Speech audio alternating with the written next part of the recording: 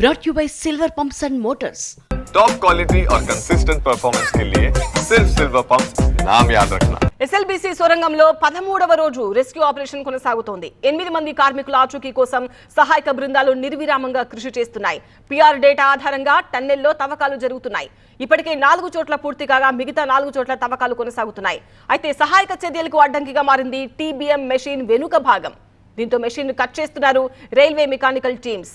Loco train ద్వారా ఆ machine విడిభాగాలను తరలిస్తున్నారు. మరోవైపు 12 కిలోమీటర్ల వరకు కన్వేయర్ బెల్ట్ రన్నింగ్ కొనసాగుతుండగా మరో 2 కిలోమీటర్ల వరకు పునరుద్ధరణకు ప్రయత్నాలు చేస్తున్నారు.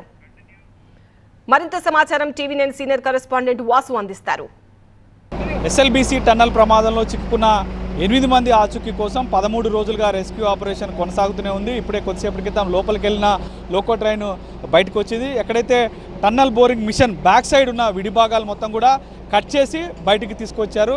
అక్కడ ఏదైతే ఇప్పుడు రెస్క్యూ ఆపరేషన్కి అడ్డుపడుతున్న విడిభాగాలన్నీ కూడా ఇటు సౌత్ సెంట్రల్ రైల్వే మెకానికల్ ఇంజనీర్లు మొత్తం కూడా ప్లాస్మా కటింగ్ ద్వారా అక్కడ వెనకున్న భాగం మొత్తం కూడా టీబీఎం మిషన్ భాగాలు చూడవచ్చు. ఇవన్నీ కూడా కట్ చేసి ఇప్పుడే బయటికి పంపించిన పరిస్థితి నెలకొంది. పూర్తి స్థాయిలో రెస్క్యూ ఆపరేషన్ అయితే కొనసాగుతుంది. ఈ విధంగా ఈ మొత్తం కూడా tunnel boring machine back parts అనమాట.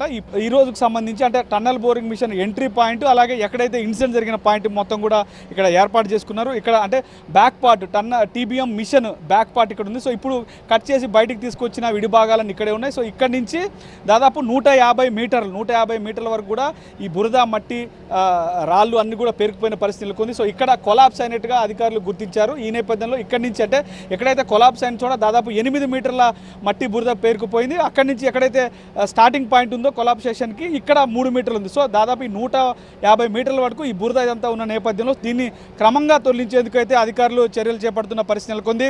డే బై డే ఎదురైతున్న రెస్క్యూ ఆపరేషన్కి ఎదురైన అవాంతరాలను ఎదుర్కొంటూనే ఆ సవాళ్ళను ఎదుర్కొంటూనే రెస్క్యూ ఆపరేషన్ అయితే కొనసాగిస్తున్నారు.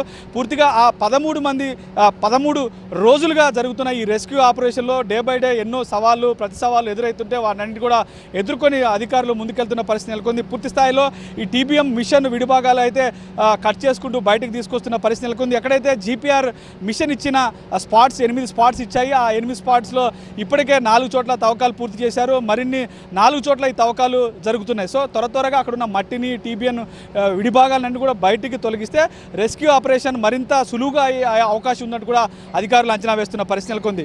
కెమెరా పర్సన్ వెంకట్తో వాసు, టీవీ9 ఎస్ఎల్బీసీ.